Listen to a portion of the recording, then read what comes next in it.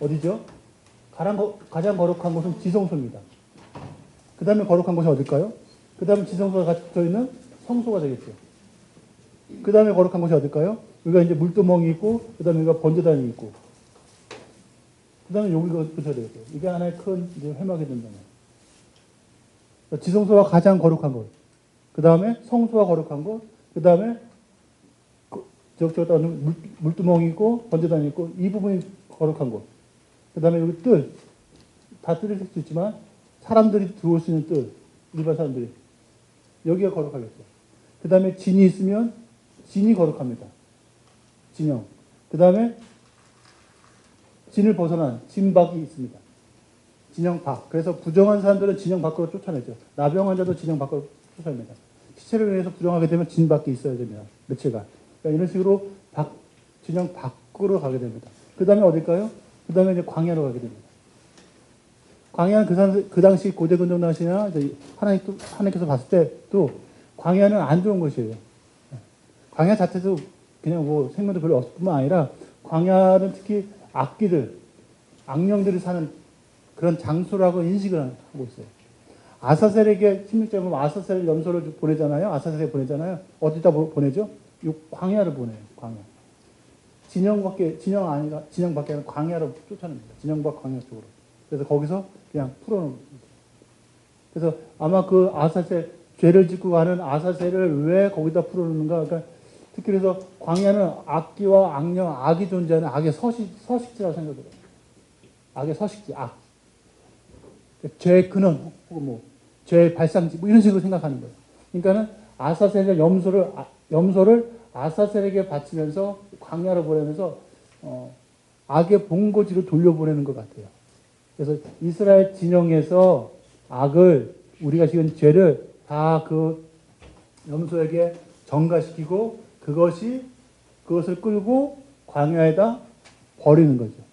그래서 그 죄의 본고지에 보내는 것 같습니다. 그래서 하나님 보시기에는 레위기를 통해서 말씀해 주시는 거룩의 등급이 있는 거예요.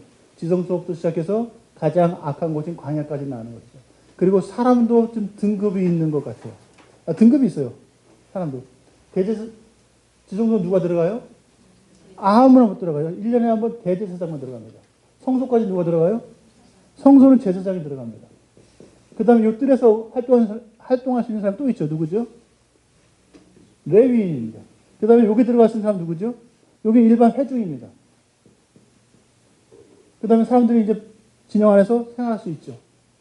그 다음에 부정한 사람들, 특별히 나병 환자 같은 사람, 부정한 자는 이쪽에 진영 밖에 있어야 됩니다. 그래서 장소적으로도 어떤 거룩의 등급이 있고 사람에게도 거룩의 등급이 있는 것을 보게 되죠. 이 관점으로 그냥 레위기를 이렇게 읽으면 좋은 것 같습니다. 그러니까 하나님께서 요구하는 것도 다른 겁니다. 대제사장이 죄를 지면 속죄할 때 뭐를 드려라? 좋은 최고의 숫송을 심어놓는 걸 드려라. 제사장은 아니겠지만 대제사장은 이런 식으로. 그 다음에 21장에서 22장은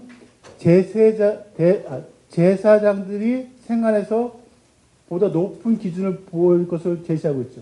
너희들은 애도할 때 어떻게 할 것이냐.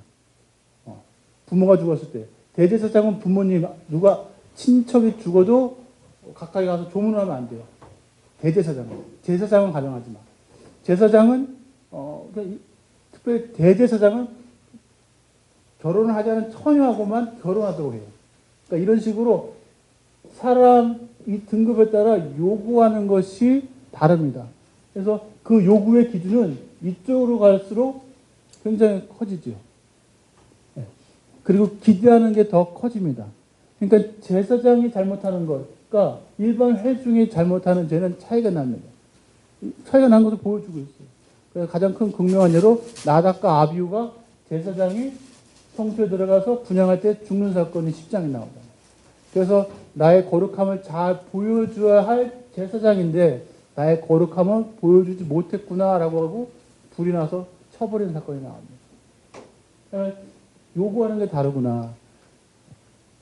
지역적, 영역적으로도 거룩의 등급이 있고 그에 따른 사람에 따라서도 등급이 있고 그에 따른 요구하는 것도 등급에 따라서 다르다. 그것을 레위기에서는 잘 보여주고 있습니다. 근데 사실 이것이 신약에 와서는 예수 그리스도 멀매가 다 깨졌지요. 이제는 지성소라고 따로 있지 않습니다. 그냥 예수 그리스도를 모시고 있는 우리가 있는 곳이 지성소가 되겠죠. 성소 따로 구분하지 않습니다. 늘 광야 따로 있지 않습니다. 성전 되시는 예수 그리스도 그분을 믿는 우리가 하나님의 성전된 자로서 하나님이 거하시는 처소로서 우리가 가는 곳이 지성소고 성소가 되는 것이죠. 그리고 우리에게 등급이 있어서 내가 대제사장 내가 리더 열방의 리더는 아니고 내가 담임 목사나 그런 목사는 아니더라도 내가 선교사나 상관없이 그런 급이 있는 것이 아니라 동일하게 그냥 왕 같은 제사장으로서의 거룩의 가치가 있고 그 다음에 요구도 동일합니다. 그렇다면 그러니까 잘 생각해 보시면 우리가 어제도 말씀드린 것처럼 열방대 대표에게 요구하는 기준, 그 다음에 평간사님 그러네. 간사님들에게 요구하는 기준, 그 다음에 학생들에게 요구하는 기준이 다를 수는 있죠. 기대하는 바가 다르고 책임도 다르기 때문에. 그러나 넓게 크게 봐서는 그 기준은 동일하게 나한테도 적용해야 되지 않을까 생각이 됩니다. 열방대 간사, 열방대 대표, 혹은 교회 담임 목사님한테 적용됐던 그 기준은 나한테도 동일하게 기준이 적용돼야 되지 않나 생각이 됩니다. 지금은.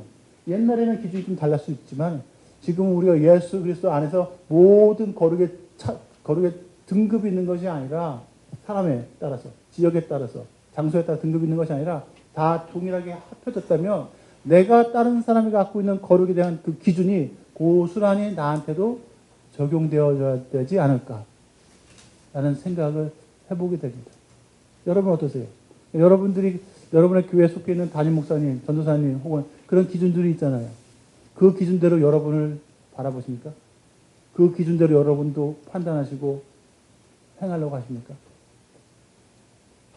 그런 거를 한번 요 거룩에 대한 등급을 보면서 한번 생각해 볼 수 있는 것 같아요. 우리가 동일한 기준을 갖고 있다. 동일한 거룩의 요구를 하나님께 받고 있다. 라는 것을 설명해 드리고 싶었고요. 그 다음에 이제 속건제 넘어갑니다. 아샴이라고 해가지고, 요거는 아샴 뜻이 위반, 죄, 이런 의미가 있는데, 특별히 배상이라는 의미가 있습니다. 배상. 그래서 속죄제나 속건제는 제사가 똑같아요. 똑같고, 나머지 먹는 고기도 똑같습니다. 근데 다 하나 차이가 나는 게 뭐냐면, 요 배상이 들어갑니다. 배상. 그럼 배상이 들어갔다는 것은 속건제를 드리는 죄의 형태가 좀 다르겠죠. 그러니까 뭔가 배상을 해야 되니까. 아까 속죄제 같은 경우는 저주하는데 내가 그 소리를 듣고 증언하지 않았다든가 시체를 만져서 부정이 됐다든가 그런 거, 약간 부정과 관련된 그거에 대한 거였다면 속건제는 뭔가 남에게 피해를 입혔을 때요. 특히 재산상의 피해를 입혔을 때 어떻게 할 것이냐는 거예요. 그래서 배상이 들어갑니다. 희생 짐승이 흠이 없고 최소한의 값을 가진 순양이 들어갑니다. 그래서 항상 속건 제물의 제물은 순양이에요. 이거는 돈이 있는 사람이든 없는 사람이든 가난한 사람이든 상관없어요. 무조건 순양은 기본으로 들어갑니다. 그 다음에 여호와의 성물에 대해서 하나님께 떼어놨던 11조라든가 뭐 다른 것을 내가 모르고 쓸 수도 있잖아요. 뭐 알고 쓸 수도 있겠지만 모르고 썼다면 그거에 대해서 혹은 재산상의 피해를 입혔을 때 남의 것을 좀 약간 이렇게 훔치거나 했을 때 도둑질을 했을 때 어떻게 할 것이냐? 원래 그것에다가 5분의 1을 더해서 배상을 합니다. 그리고 나서 아샴, 속건제를 드리게 됩니다. 그래서 속건제의 특성은 속죄자랑은 죄의 성격이 다르구나. 근데 어떤 성격이 다르냐? 재산상의 피해를 입혔다. 그러면 어떻게 하냐? 그걸 가지고 재산상의 피해 입힌 만큼 보상하고 거기에 5분의 20%를 더해서 배상하고 그 다음에 속건 제사를 드립니다. 그런데 이때 제물은 순양. 누구나 동일하게 순양이 필요하다는 것이 핵심적인 내용입니다. 그래서 차례는 비슷하고요. 똑같고요. 번제물 잡는 곳에서 드리고 이거 넘어갈게요. 속건제랑 똑같기 때문에. 그래서 속죄는 동일하게 예수 그리스도의 모습에서 성취됐죠. 그러니까 예수 그리스도의 몸, 십자가의 보혈, 뭐 이런 것이 온전히 값을 치른 사건으로 나오고 있죠. 그래서 모든 제사는 하나 예수 그리스도 안에서 성취되고 모든 제사의 의미를 예수 그리스도 안에 담고 있는 것을 보게 됩니다. 우리에게 이건 참 적용할 점이 많습니다. 용서의 삶이고 그 다음에 내가 죄를 졌을 때 어떻게 그것을 용서받을까 하는 거예요. 특히 재산상의 피해를 줬을 때. 이거는 사실 재산상의 피해를 줬을 때는 당연히 우리가 법적 안에서 그게 성경의 법이 아니라 일반 사회법에서 적용돼서 당연히 보상하게 되죠. 그거가 별개로 내가 다른 사람에게 죄를 졌을 때 어떻게 할 것인가. 내가 어떻게 용서를 구할 것인가. 하나님, 흔히 말해서 하나님 앞에 용서를 받을 뿐만 아니라 내가 죄를 범한 그 사람한테도 용서를 받을 필요가 있지 않나라는 거죠. 그러니까 참된 용서는 내가 하나님에게만 받는 것뿐만 아니라 사람에게도 필요하다. 신약에서도 말하잖아요. 네가 제사 드리기 전에, 예배 드리기 전에 너가 형제간에 뭔가 잘못한 거 있냐? 빨리 풀고 와. 그리고 예배 드려. 그 원리랑 같이 맥을 같이 하고 있지 않나 생각이 됩니다. 그래서 예수님께서 복음 전하실 때 삭개오 기억나시죠? 삭개오를 만났을 때 삭개오 집에서 식사하면서 이런저런 얘기하다가 삭개오가 반응을 보입니다. 어떻게 반응 보이죠? 예수님, 내 재산의 절반을 가난한 자에게 주겠습니다. 그리고 내가 누군가에게 속여서 빼앗은 것이 있으면 내가 4배로 갚겠습니다. 출애굽기 법에 출애굽기에서 보면은 내가 누군가의 것을 도둑질하거나 그럴 때는 2배, 혹은 내가 도둑질한 게 없어졌어요. 이미 팔았어요. 그러면 소일 때는 5배, 양일 때는 4배 이렇게 말합니다. 근데 삭개오는 내가 4배를 갚겠습니다. 이것이 온전한 회개의 모습을 보여주고 있죠. 하나님한테 회개해서 하나님한테만 회개하고 풀면 굉장히 쉽잖아요. 굉장히 쉽다기보다는 좀 가볍게 나갔어요. 네. 사랑과의 관계를 풀어야 된다. 사랑과에게도 용서를 구해야 된다. 라는 것을 여기서 알 수 있죠. 그래서 오히려 사람에게 용서를 구하고 그것이 더 어려운 것 같아요. 하나님에게 용서를 구하는 것보다. 속건제의 가르침 저희들이 적용할 수 있는 이런 용서에 대한 내용이 있지 않나 생각이 됩니다. 그래서 보면 얘가 나오는데 이런 거죠. 6장 1절에 보니까 도둑질하거나 착취하고도 사실을 부인했을 때, 그러니까 내가 뭔가가 훔쳤어요. 남의 잃은 물건을 줍고도 사실을 부인하여 거짓 맹세할 때, 이런 경우입니다. 속건제를 줄 때. 누가 나에게 물건을 맡겨서 옆집 사람이 여행을 떠나면서 야, 소 좀 맡아줘, 양 좀 맡아줘. 알았어. 그리고 그거를 내가 착취했을 때, 갔다 왔더니 나 없어. 잃어버렸어. 예를 들면 이렇게 부인하거나 속이는 거예요. 근데 알고 보니까 있어요. 그럴 때 그러면 맡은 거 그거를 주고 거기다 5분의 더.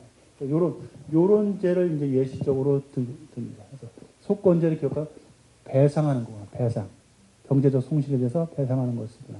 그것을 보여주고 있습니다. 그래서 이렇게 5가지 제사가 있습니다. 그래서 이 5가지 제사가 기본 제사일 뿐만 아니라 이 제사의 절차대로 진행이 돼야 되는 겁니다. 그래서 그 이후에 나오는 번제를 드렸다 그러면 이런 식으로 됐겠지. 이런 제목을 드렸겠구나. 알 수 있는 거죠. 근데 간혹 가다가 왜 대제사장이 속죄제인데 왜 양을 드리지? 대제사장이 속죄할 때 뭘 드려야 돼요? 숫송아지를 드려야 되거든요. 근데 위임식 할 때 대제사장의 속죄를 위해서 양을 드려요. 왜 그러지? 잘 모르겠어요. 잘 모른다기보다는 특별한 그런 케이스 같아요. 위임식에 사용된 죄이기 때문에 아마 그럴 가능성이 많겠죠. 그러니까 특별히 어떤 죄라고 지정되지 않은 부지 중에 뭔가 잘못한 그런 죄에 대한 지적이 없어서 아마 그럴 수도 있을 것 같아요. 그래서 어떤 이 기본 절차 들어간 제물을 보면서 뒤에 나오는 그 이후에 나오는 제사들이나 그걸 보면서 뭔가 번영이 됐네, 뭔가 바뀌었네 이런 것들을 이제 읽으시면서 그렇게까지 관찰하기는 쉽지는 않겠네요. 그렇게 이제 볼 수가 있어요. 이거는 특별히 이런 제사기 때문에 그럴 수 있겠구나. 이건 특별히 이건 뭐가 빠졌네. 그럼 빠진 이유로 한번 생각해 볼 수가 있겠죠.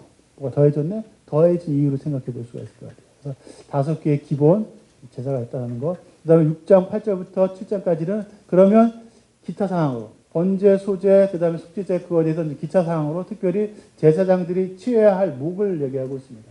그래서 기본적으로 소제 같은 경우는 나무 소제물, 기념물로 드리고 남은 수제물. 화목제 같은 경우는 흔든 가슴, 그다음에 등 뒷다리, 그것이 제사장의 목이 되고, 속죄제에서는 남은 고기들, 특별히 족장과 평민이 드린 남은 고기들, 대제사장이나 온 이스라엘 회중이 드렸던 속죄 제물은 제사장이 먹지 않습니다. 그것은 태워버리는 거고, 평민과 족장들이 드렸던 제물들을 먹게 되죠. 그 다음에 속건제도 마찬가지. 그래서 이렇게 제사장의 목이 들어갑니다. 제사장한테 이걸 바치는 거예요. 그러니까 이스라엘 백성들이 그걸 알아야 되는 겁니다. 야, 쟤 왜 흔든 가슴 아주 좋은 부위로 지가 가져? 이렇게 반응하면 안 되는 거예요. 이거는 하나님께서 그들을 위해서 영영한 음식, 응당한 음식으로 삼아 주신 거다라는 것을 알아야 되는 것이죠. 그래서 서로가 다 알아야 되는 것이고, 이걸 통해서 알 수 있는 것은 하나님께서 하나님의 사역자들을 책임져 주시는 게 나옵니다. 그러니까 레위인들, 특히 민수기 가면 더 나오긴 하겠지만, 레위인들, 제사장들이 받는 기업의 땅이 없습니다. 나머지 12지파들은 가나안 땅에 가서 땅을 정복하고 기업으로 받아서 그 땅에서 나온 소출로 살아가지만, 레위인들, 제사장들은 그 기업을 받지 못해서 땅의 소출로 살아갈 수가 없습니다. 그렇기 때문에 온전히 제사에서 나오는 이런 것들을, 헌물을 통해서 그들의 생계를 유지하게 됩니다. 그러면 여기서 한번 생각해 볼 수가 있겠죠. 그 당시 아니라 어느 시대에, 어떤 시대든 제사장들이 굶주리고 있다. 혹은 레위 사람들이 굶주리고 있다. 그럼 어떻게 판단할 수 있을까요? 그 사회를. 그 사회는 타락한 사회가 됩니다. 하나님의 말씀에 순종하지 않는 사회가 되는 겁니다. 그러니까 좀 뒤 나가서 사사기 같은 경우도 레위 사람들이 직업을 얻기 위해서 다른 데 제사장도 되고 다른 일거리를 하게 됩니다. 그러니까 타락했을 때 나오는 사인 중에 하나가 제사장들, 레위인들이 먹거리가 떨어지게 됩니다. 당연하죠. 그들이 11조를 드리지 않기 때문에. 그들이 절기 때마다 와서 제물 드리지 않기 때문에. 그들이 하나님께 나오지 않기 때문에 먹을 것이 없는 거죠. 그래서 이런 방식으로 하나님께서 하여간 그들의 생계를 책임져 주시는 것을 보게 됩니다. 이런 말씀 보면 저한테는 위로가 되고 한편으로 도전이 되기도 합니다. 저희들이 YM 사역자들, 열방대회 사역자들이 사실은 다 후원으로 먹고 살기도 하거든요. 물론 이제 카드로 먹고 살기는 사실 많이 했어요. 이거 녹화되는 거죠. 이런. 하긴 하지만, 그래서 이런 말씀을 위로를 받아야죠. 하나님께서 하나님의 사역자들은 책임져 주시는구나. 일하는 소의 입에 망을 씌우지 말아라. 일하는 소도 먹고 살아야 되지 않냐. 근데 생각해 보세요. 일하는 소에게 망을 씌우지 않아요. 그러면서 밭을 갈 때는 상관없어도 이렇게 연자매트 돌리면서 타작을 할 때는 어떻게 해요? 망이 없으니까 먹으면서 일할 거 아니에요. 돌리다가 결국 못 먹고. 나는 망을 씌워야 되는 거예요. 일할 때는. 제대로 일을 시키려면. 그래야지 집중하고 일을 하지. 근데 망을 씌우지 말라는 거예요. 먹을 것은 하나님께서 책임져 주신다. 사역자에 대해서. 그래서 이 말씀이 위로가 되고, 이 말씀을 계속해서 붙들을 말씀이죠. 하나님께서 하나님의 사역자는 세워주신다. 책임져 주신다. 그 믿음 가지고 살아야 돼요, 사실. 저희 안에 또 이렇게 학생분들 중에서 앞으로 사역자가 되고 싶으신 꿈을 꾸시는 분들도 계실 수도 있을 것 같습니다. 막 크게 가장 걸림돌이 되는 부분 하나가 이 먹는 거, 돈이거든, 또. 돈이 우상이라고 말하는 거죠. 돈이 우리의 우상이 되어버려서 우리의 삶을 좌지우지합니다. 모든 판단과 선택과 결정에 가장 큰 영향을 끼치는 것이 하나님의 음성이 아니라 돈이잖아요, 돈. 돈일 때가 굉장히 많아요. 여러분들 어떻게 생각하십니까? 여러분은 어떠십니까? 하나님께서 하나님의 사역자들 책임져 주신다. 그러니까 더 나가서 하나님은 하나님의 백성들에게 공급해 주신다. 라는 것을 볼 수가 있습니다. 이것이 이제 7장까지 쭉 내용이고, 그 이후로 이제 아론의 제사가 진행이 됩니다. 제사를 이렇게 지내라고 뽐을 딱 주니까, 그 다음부터 이제 제사가 나옵니다. 그런 식으로 제사장 위임 시간에서 이제 제사가 이제 진행이 되고, 아론도 그런 식으로 이제 앞에 설명되었던 부분대로 제사를 진행하게 됩니다. 그래서 제사장 위임식은 어떤 것 조금씩 언급했는데, 한 요런 복장을 입고 나와서, 정격하고 복장을 입고 나와서, 이제 머리에 기름 부음을 받게 됐죠. 대제사장이. 출애굽기에서는 제사장 아들들에게도 기름을 부으라고 하는데, 레위기에서는 아들들에게 기름을 붓는 장면은 나오지는 않습니다. 근데 아마 출애굽기 29장의 말씀에 근거했을 때는 제 아들들도 기름 부음을 받았지 않았을까 생각이 됩니다. 하여간 그래서 레위기에서는 머리에 기름 부음 받은 자라고 표현이 나올 때는 대부분 그냥 대제사장으로 보면 좋을 것 같아요. 특별히 레위기에서는 대제사장만 기름 부음 받아서 위임이 되거든요. 그 직책이 부여받거든요. 그래서 하여간 이런 목자가 나와서 이제 제사장 위임식을 합니다. 옷을 입히고 관유를 붓고 그 다음에 속죄제 드리고 번제 드립니다. 그러니까 속죄제 드리고 번제 드리는 내용은 앞에 나왔던 절차 1장에서 4장에 나왔던 그 절차대로 하겠죠. 그 다음에 위임식 제사를 드립니다. 그리고 위임식 제사를 드리고 관유와 피, 거룩한 기름하고 그 위임식 제사 때 나온 피를 가지고 아론과 그의 아들들에게 뿌립니다. 그리고 그의 옷들에게도 뿌리고 그래서 성별했다, 구별했다, 거룩하게 했다라는 것을 표현해주고 있습니다. 그리고 땅땅 이제 온전히 제사장으로 임명되어졌다라고 말해주고 있죠. 좀 넘어갈게요. 여기서 이런 거죠. 속죄제를 드리는데 모세가 속죄제 수송아지를 끌어오니 수송아지예요. 대제사장이니까 아론과 그의 아들들이 그 속죄제 수송아지 머리에 안수합니다. 자기들의 아론과 그의 아들들에 대한 속죄제니까 그들이 안수를 하는 거예요. 근데 모세가 잡습니다. 앞에서는 그 제사를 드리는 사람이 잡아야 되는데 여기서 모세가 집례하는 모세가 잡지. 모세가 제사장이 아닌데 왜 모세가 집례하지? 제사장이 그때는 없었으니까 아직. 특별 케이스가 되는 거겠죠. 근데 하여간 모세가 잡습니다. 왜 잡는지, 왜 모세가 잡지 잘 모르겠어요. 대제사장이 좋은 옷을 입고, 거룩한 옷을 입고 있어서 그걸 뭐 피 튀기거나 그래서 그러지 않을까? 여러 가지 생각을 할 수 있지만 정확히는 잘 모르겠어요. 하여간 모세가 잡습니다. 그리고 그 피를 가져다가 손가락으로 그 피를 찍어서 제단, 이때의 제단은 이제 번제단이죠. 번제단에 네 기둥에 뿔을 발라 제단을 깨끗하게 합니다. 왜 그러지?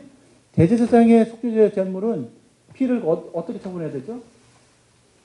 성소에 들어가서 분향단 앞에서 뿌리고 분향단에 뿔을 바르는데 여기서는 그냥 번제단에 네 기둥의 뿔에 바릅니다. 그러니까 차이가 좀 나잖아요. 그러니까 앞에 나왔던 속죄제 3장에 4장에 나왔던 그걸 보고 이걸 보면 약간 다르네. 이거 볼 수가 있는 것 같아요. 그래서 1장부터 6장까지 나오는 그 제사의 절차 내용들을 잘 알면 그 이후에 나오는 것들에 대해서 공부하고 보는데 조금 많이 도움이 될 수 있습니다. 그래서 답은 잘 모르겠어요. 근데 하여간 약간 다르다. 아까 말씀드렸던 것처럼 특별한 어떤 부지 중에 지은 죄가 언급되지 않았기 때문에 그냥 그래서 그러지 않은가? 라고 생각이 들기도 하고 위임식이기 때문에 특별 케이스는 위임식 때는 이렇게 하는 건가? 라는 예시를 보여주는 것 같기도 합니다. 하여간 이제 이런 식으로 좀 약간 다르게 숙제제가 진행이 되고 위임식 때 위임식의 순양을 잡고 이렇게 특별한 행동을 합니다. 그 피를 가져다가 아론의 오른쪽 귓불이 오른쪽 엄지손가락 그 다음에 오른발 발가락에다가 그 피를 이렇게 바릅니다. 그리고 아론들의 아들들에게도 마찬가지로 그렇게 합니다. 그러니까는 어떤 의미를 부여할 수 있겠죠. 제대로 하나님 말씀 들어라. 네가 행하는 것에 거룩하게 하고 네가 가는 곳에 거룩한 곳으로 가라. 뭐 이런 식으로 해석하고 의미를 부여할 수도 있겠지만 하여간 귓뿌리와 오른손 엄지 손가락 발가락에 합니다. 그래서 온전히 구별했다는 사인을 주는 것 같습니다. 이 모습이 또 혹시 어디서 나오는지 기억나세요? 나병 환자에도 나옵니다. 나병 환자가 나병 걸리고 집 밖에 살다가 나 몸이 깨끗해진 것 같아. 그래서 제사장이 보여가지고 너 괜찮아. 그래서 절차해서 깨끗했어. 그러면 어떻게 되냐? 마지막으로 앞에 나와서 성막에 와서 제사를 드립니다. 그때 제사장이 이 행동을 합니다. 그가 잡은 재물 가지고 이렇게 귀에다가 그 다음에 엄지손가락에다가 그 다음에 엄지발가락에다가 오른쪽 이렇게 칠합니다. 그 다음에 하나 더해서 나병 환자에게는 특별히 하나 더해서 기름까지도 그렇게 합니다. 기름으로 오른쪽 귓불이 오른쪽 엄지손가락 엄지발가락 기름으로 그리고 나서 남은 기름은 머리에다 바릅니다. 나병 환자에게. 굉장한 사건이죠. 나병 환자에게. 대제사장에게 이렇게 했던 것보다도 더하게 플러스 기름까지 해요. 그러니까 나병 환자의 온전한 회복을 상징적으로 보여주는 거죠. 이 사람이 나병 환자가 그전에는 나중환자로서 진영 밖에서 아주 괴롭게 살았지만 이제 온전히 다시 그들의 공동체 가운데 받아들여졌다. 하나님의 권속으로 받아들여졌다라는 것을 보여주고 있습니다. 사실 진영 밖에 있다는 것은 그 공동체 안에서 공동체 소속이 안 된 거예요. 읽다 보면 네가 백성에서 끊쳐지리라 그런 말이 나오거든요. 백성에서 끊어질 거야. 이런 표현은 아마 그 공동체에서 쫓겨난다는 것을 의미합니다. 그 당시나 뭐 지금도 그럴 수 있지만 그 당시에 더하죠. 그 공동체에서 쫓겨난다는 것은 가장 큰 벌 중에 벌입니다. 에덴 동산에서 쫓겨나지요. 가인과 아벨도 유리한 방탕을 살죠. 굉장히 큰 벌이에요. 누군가 나를 보호해 줄 수 있는 공동체도 없고 누군가 나의 삶을 같이 책임져 줄 수 있는 공동체가 사라지는 거예요. 굉장히 큰 징계가 되는 거예요. 근데 나중 환자는 이제 그 안으로 끌어들이는 거죠. 그러니까 완전히 이 사람이 회복되고 우리 공동체의 일원이다. 그리고 그 공동체라는 의미가 갖고 있는 건 그것은 하나님의 백성이거든요. 하나님의 백성으로 다시 들어온 것을 보여주고 있어요. 그래서 특별히 굉장히 귀하게 다시 한번 구별해주고 있지 않나 생각이 됩니다. 그런 모습이 대제사장 위임시가 되고 제사장 위임시가 때도 보여줍니다. 이거보다 나병환자가 좀 더 기름까지 플러스. 하여간 제사장들에게 이렇게 피를 발라주고 또 나머지 기름으로 피를 이제 어떻게 뿌려주면서 이제 제사장 임명이 다 끝나게 됩니다. 그리고 나서 제사장 직분을 이제 바로 감당하게 되지요. 그렇게 일주일 동안을 7일간을 회막 안에 있으면서 위임식을 합니다. 그러면서 회막에서 나가지 마라. 그 7일 동안은 아마 그렇게 자세히 설명은 되어 있지 않지만 아마 회막에 있는 동안 7일 동안 이 위임식의 제사들이 반복되어 되지 않았을까 생각이 돼요. 정확히 뭘 했다고 나오지는 않아요. 아무것도. 그냥 쭉 행간이 너무 길어서. 근데 7일 동안 앉아서 아무것도 안 할 수는 없어요. 그 다음에 해야지, 제사를 드려야지 회막에서 먹을 거 아니에요. 속죄제를 드려야지, 화목제를 드려야지, 거기서 나는 고기나 그것들을 먹거든요. 그 7일 동안에 아마 제사장 위임식이 했던 그 제사들을 했지 않았을까. 모세의 주도하에. 그게 제 생각이죠. 정확히 나와있지 않습니다. 그리고 넘어가서 8일째에 이제 아론의 첫 제사가 나옵니다. 아론이 이제 처음 하는 제사예요. 그동안 1장부터 5장에 나왔던 이 제사들을 다 숙제해야 되고, 그 다음에 그 절차에 따라서 속죄제, 번제, 화목제를 드리게 됩니다. 그러니까 얼마나 긴장되는 순간이니까 생각해 봅니다. 아론 자체 개인적으로도 그럴 뿐만 아니라 사람들도, 이스라엘 백성들도 그거를 듣고 긴장했을 수도 있을 것 같아요. 야, 제대로 진례할까? 제대로 하나님께서 이 절차되는 거 받아주실까?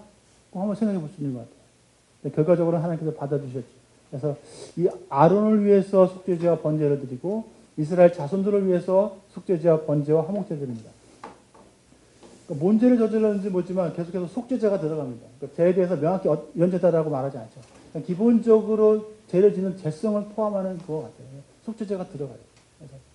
그래서 속죄제 들어가고 번제 들어가고 각자를 위해서 제사를 드립니다. 이때 하나님께서 말씀하시고 결과적으로 나타난 것이 여호와의 영광이 너에게 나타납니다. 너희가 제사 드릴 때 여호와의 영광이, 그러니까 하나님의 임재가 영광이 아주 압도적으로 영광 무겁게 짓누르듯이 압도적으로 내려 임할 것이라는 것을 말해주고 있습니다. 이런 절차에 따라서 속죄제 번제물 뭐 이렇게 쭉 드리고 나서 보니까 2장 23, 24절에 모세와 아론이 회막에 들어갔다가 나와서 백성에게 축복하며, 그러니까 제사를 드리고 나서 특별히 아론의 첫 제사는 매번 모든 제사 때마다 축복을 했는지 모르겠어요, 아론이. 근데 이번 첫 제사에서는 모세와 아론이 축복하고 그 다음에 모세와 아론이 회막에 들어갑니다. 회막에 들어갔다가 나와서 백성에게 또 다시 축복을 하게 됩니다. 아마 모르긴 몰라도 아마 절기 때는 아마 회중들이 다 모였을 때는 축복을 하지 않았을까 하면 추측해 볼 수는 있을 것 같습니다. 그래서 특별히 축복하게 됐죠. 그래서 우리 어렸을 때도 항상 그랬는데 너 교회 와서 예배 드릴 때 꼭 축복 기도를 갖고 나와라. 이런 얘기 혹시 들어보셨나요? 네. 좋죠. 어떤 분들은 축복 기도 할 때 나가더라고요. 굳이 그렇게 할 필요는 없는데 굳이 꼭 그렇게 일찍 나가시더라고요. 주차 때문에 그런지. 하여간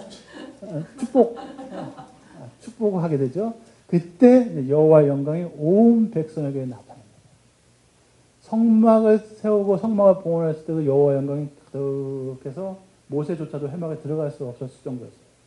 그리고 지금 아론의 첫 제사를 딱 드렸는데 여호와의 영광이 확 임하고 불이 나왔어요.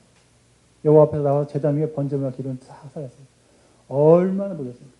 그러니까 사람들이 이거 소리 지르고 엎드려 버리는 거예요. 하나님의 임재가 강하게. 하나님의 임재를 강하게 경험해 보신 적 있으세요? 제가 이렇게 말할 수 있는 건 저는 없다는 거예요. 저는 없다는 거예요.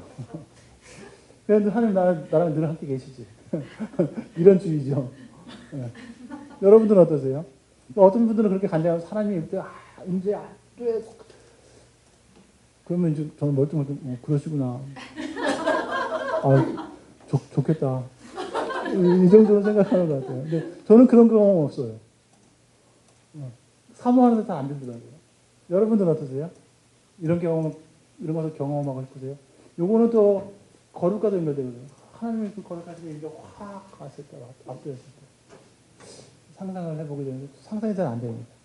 그냥 뭐 친구처럼 아버지처럼 옆에 계시냐, 뭐 안에 계시냐, 이렇게 왔다 갔다 하시냐. 제 스타일 알겠죠?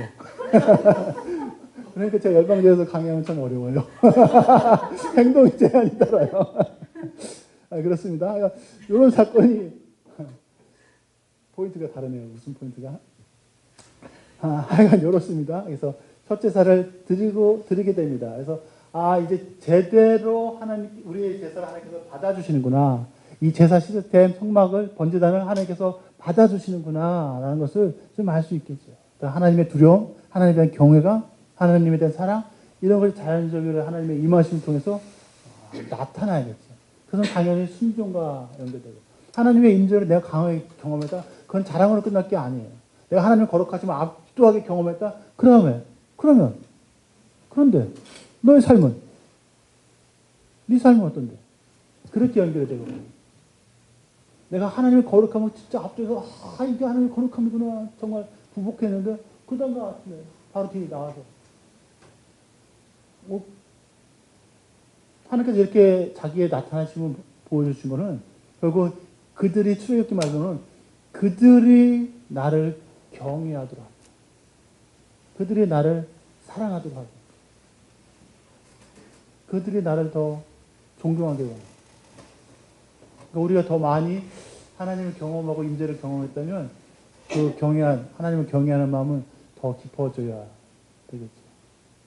그러니까 제사를 통해서 이런 내용들을 저희들에게 말해주고 있어요. 그리고 그 제사를 드린 그 날, 나답과 아비후가 놀랍게도 이런 일을 저지릅니다. 다른 불을 가지고 향을 번제단에 있는 불을 가지고 향을 피워서 하나님 앞에서 분향해야 되는데 그러지 않고 다른 불. 어제도 말씀드렸지만 어디서 온 불인지는 잘 모르겠어요. 하나님께서 내린 불을 말하는 건가? 근데 그것도 번제단에 내렸는데 뭔지는 잘 모르겠어요. 어디서 라이터가 있는 것도 아니고 뭐 모르겠어요. 그러니까 근데 그 잘못된 불로 분향한 걸로 인해서 하나님 앞에서 불이 나와서 삼켜버렸어요. 이거 가르치면 크죠, 그냥. 하나님 앞에서 거룩함을, 만약에 등급이 있다면, 등급이 있죠. 하나님 앞에서 가까이서 하나님을 섬기면 섬길수록 더 높은 기준을 요구하십니다. 하나님을 더 가까이 섬기는 사람일수록 더 거룩해져야 합니다. 그래서 이 사건과 맞물려가지고, 그래서 10장에 보니까 이렇게 말씀하고 있거든요. 모세가 10장 3절에 읽을게요. 모세가 아론에게 이르되 이는 여호와의 말씀이라 이르시기를 나는 나를 가까이 하는 자 중에서 내 거룩함을 나타내겠고 두 가지 생각할 수가 있을 것 같아요. 나는 나를 가까이 하는 자에게 나의 거룩함을 더 보여줄 거야. 또 다른 번역본 이렇게 하더라고요. 나는 나를 가까이 하는 자를 통해서 나의 거룩함이 사람들에게 드러날 거야. 이렇게도 번역하는 사람들도 책도 있더라고요. 성경도. 그러니까 하여튼 중요한 건 하나님을 가까이서 섬기는 사람이면 사람일수록 하나님의 거룩함을 드러내야 된다는 거예요. 그래서 그걸 못했기 때문에 나답과 아비후가 죽게 되고 무리바 사건 민수기 20장 넘어가서 모세도 그 하나님의 거룩함을 드러내는 거에 실패를 해가지고 가나안 땅에 들어가지 못하는 징계를 받게 됩니다. 여러분, 저희들이 하나님을 가까이서 섬기는 사람들입니까? 저희는 이미 등급이 없어요. 저희는 다 대제사장 예수님도 안 되겠고 제사장이에요. 근데 지성소까지 들어갈 수 있는 제사장이에요. 저희 신분은. 그러니까 하나님을 가까이에서 섬기는 사람들입니다. 그럼 이 말씀을 근거로 하면 저희는 하나님의 거룩하심을 드러내야 되는 사람입니다. 우리의 삶을 통해서, 예배를 통해서, 혹은 가까이 하는 사람이므로 하나님의 거룩하심을 계속해서 맛봐야 되는 겁니다. 두 가지가 있는 거예요. 그것이 저희들 지금 현대 사는 저희들에게 과제, 아니면 의무, 은혜가 될 수가 있겠죠. 여러분은 어떻습니까? 여러분의 거룩함은 안전합니까? 괜찮습니까? 경고합니다. 잘못된 제사를 통해서 처벌을 받고 그들에게, 이스라엘 사람들에게, 출애굽 1, 2세 사람들에게 강하게 경고를 하게 됩니다. 하나님 똑바로 잘 섬겨라. 그걸 보여주고 있죠.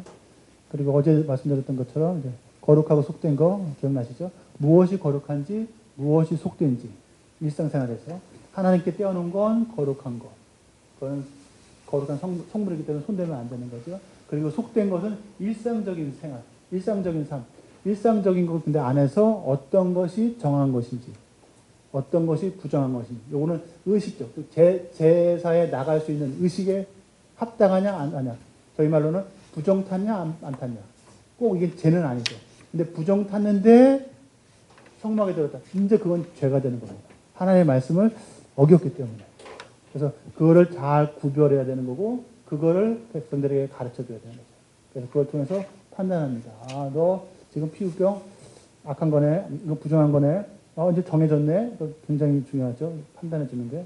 그리고 또 하나는 하나님의 말씀, 모세가 받았던 그 규례, 율법을 백성들에게 가르치는 일들을 하게 됩니다. 사실 이 일들은 고스란히 저희에게도 부여가 됩니다. 그러니까 저희들도 무엇이 옳고 그른가를 선악을 알아야 되죠. 이것이 옳고, 무엇이 옳고 무엇이 그른가. 그리고 하나님의 말씀을 가르쳐줘. 제가 깜짝 놀랐어요. 어떤 청년이 그러더라고요.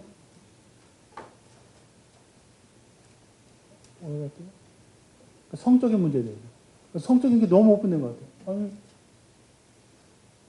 어떻게, 혼전 성관계가 왜요?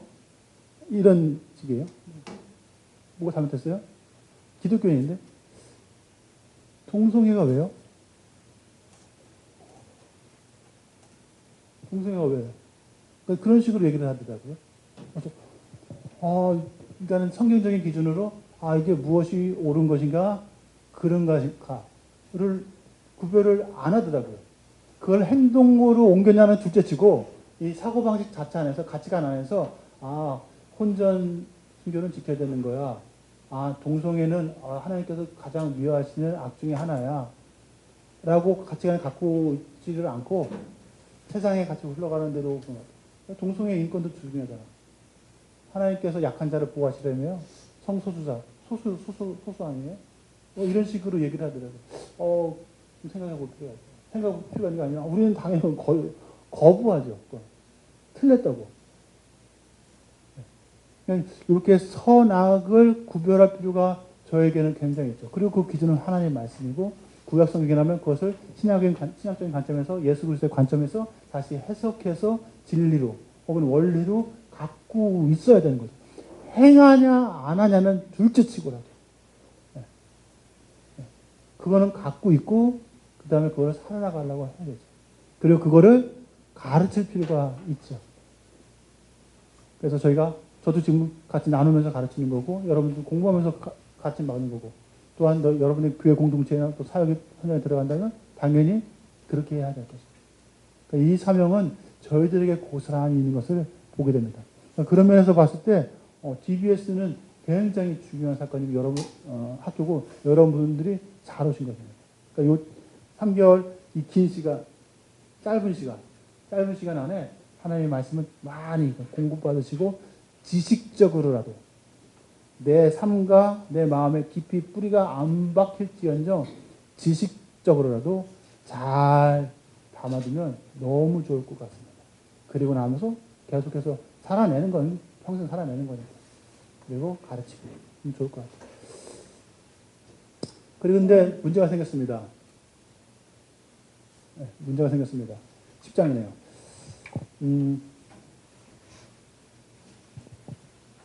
모세가 화를 냅니다. 속죄제물을 먹지 않고 불살라서 화를 냅니다. 그러니까 속죄제를 드리면 대제사장 온 회중이 드린 속죄제가 아니라 그냥 일반 속죄제를 드리면 그 고기를 어떻게 해야 되죠? 제사장이 먹어야 돼요. 그러니까 먹지를 않은 거예요. 아론과 그 제사장들이 아들들이 나답과 아비후가 죽은 다음에 안 먹은 거예요. 그러니까 화를 내서 야 이거는 이거 말씀 그 피는 성소에 들여오지 아니한 것이었다. 이게 무슨 말이에요? 대제사장이 드린 속죄제가 아니고 온 이스라엘 회중의 속죄를 위한 속죄제가 아니라는 거예요. 그 제사는 그 피를 성소로 갖고 가잖아요. 그래서 분향단에다가 바르고. 근데 그것이 아니라는 거예요. 번제자라면 한 그 속죄자라는 거죠. 속죄 제물이죠. 그러니까 먹어야 된다는 거예요. 다른 말로. 그런데 그 점을 너희가 내 명령대로 거룩하면서 먹었어야 했을 것이니라. 그런데 네가 먹질 않아서 화를 냅니다. 모세가. 이게 뭐야? 니네만큼 제대로 예배가 끝난 게 아니야. 하나님께서 받아들이지 않으신 거야. 네가 그 규례대 순서대로 절차대로 하지 않았어. 라고 화를 냅니다. 그때 이제 아론이 이런 말을 합니다. 아론이 이렇게 얘기하죠. 10장 19절에 아론이 모세에게 이르되 오늘 그들이 그러니까 내 아들들이죠. 나답과 아비후가 그 속죄제와 번제를 여호와께 드렸어도 이런 일이라는 건 나답과 아비후가 죽은 일입니다. 그 일이 내게 임했습니다. 내게 임했습니다. 그렇게 그들이 속죄제와 번제를 하나님께 드렸는데 그들 죽는 사건이 내게 임했습니다. 그러니까 나로 책임이 자기한테 그 피해가 나한테 입은 거예요. 그들에게 임한 것이 아니라 내게 임했습니다. 그리고 말하는 것이 오늘 내게 임하였거늘 오늘 내가 속죄제물을 먹었더라면 여호와께서 어찌 좋게 여기겠습니까? 나로 인해서 이런 일이 일어났는데 내가 하나님께서 그 주신 속죄제물을 내가 감히 어떤 염치도 없이 내가 어떻게 먹겠습니까? 그런 속죄와 겸손의 모습으로 얘기를 한 것 같아요. 그러니까 모세가 그 말을 듣고 좋게 여긴 거죠. 아 그래? 네 심정을 알겠다. 그래. 그래도 죄야. 넌 벌 받아야 돼. 그렇게 나가지 않고 그래 좋게 여기는 것도 되겠다. 그러니까 이 사건을 보면서 이거 어떻게 보면 앞에 나왔던 규례들을 좀 이렇게 변형된 거잖아요. 안 지킨 거잖아요. 어떻게 보면 제사장들이 율법을 해석하는 데 있어서 재량권이 있다는 것을 보여줘요. 그리고 그 이후에도 모세오경 이후에도 율법을 그때그때 이렇게 재량권 하나님의 허락 안에 틀에서 해석해주고 적용하는 것들이 나옵니다. 그리고 당연히 이스라엘 역사 안에서도 랍비를 통해서든 학자들을 통해서든 그 사람들 통해서 율법들이 해석되고 적용되고 그 시대에 맞게 그것이 쭉 이어지게 되죠. 하여간 이런 판단을 모세가 해줘서 넘어가게 됩니다. 그리고 나서 11장에 넘어가면 이제 정한 진술과 부정한 진술 나옵니다. 5분만 잠깐 기지개 피고 할까요? 5분만 하고 나머지 쭉